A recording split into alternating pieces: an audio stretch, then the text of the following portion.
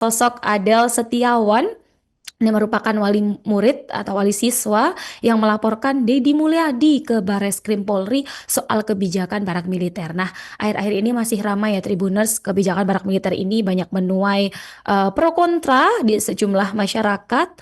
Dan wali murid bernama Adel Setiawan ini melaporkan Gubernur Jawa Barat Deddy Mulyadi ke Bareskrim Polri pada Kamis 5 Juni 2025. Nah, ini buntut dari informasi kebijakan barak militer ya.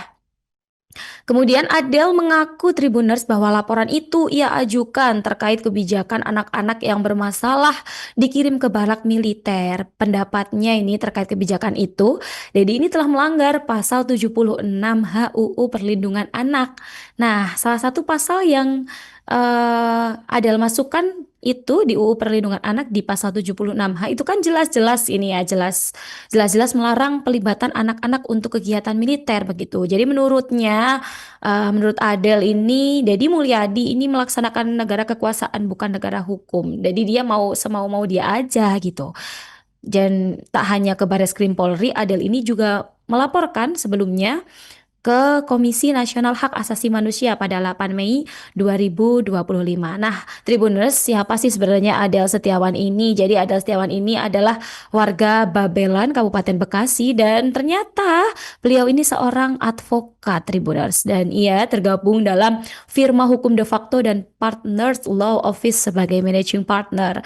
Dikutip dari laman resmi firma hukum tersebut. Nah, jadi Adel ini merupakan lulusan sarjana hukum ya Tribuners, dan dikutip ini dari dkpp.go.id, Adel ini ternyata pernah menjadi ketua Forum Silaturahmi Alumni atau FSA, Himpunan Mahasiswa Islam Lintas Generasi. Nah, saat menjadi bagian dari FSA HMI ini, Adel juga pernah terlibat dalam sejumlah kasus. Nah, pada 2016 ini, Adel ternyata pernah dilaporkan balik oleh Demokrat Tribuners setelah melaporkan Susilo Bambang Yudhoyono mengenai pidato Lebaran Kuda Presiden ke-6 RI tersebut. Nah, setahun setelahnya, Adel bersama FSA HMI melayangkan somasi terhadap SBY terkait dugaan calon legislatif Demokrat berijazah palsu. Nah, menurut Adel, mengapa ia melaporkan kebijakan ke barak militer ini? Karena kebijakan ini disebut kebijakan yang putus asa saja begitu ya. Karena pemerintah dan pihak terkait tidak lagi bisa gitu untuk menangani kenakalan remaja, dan padahal kan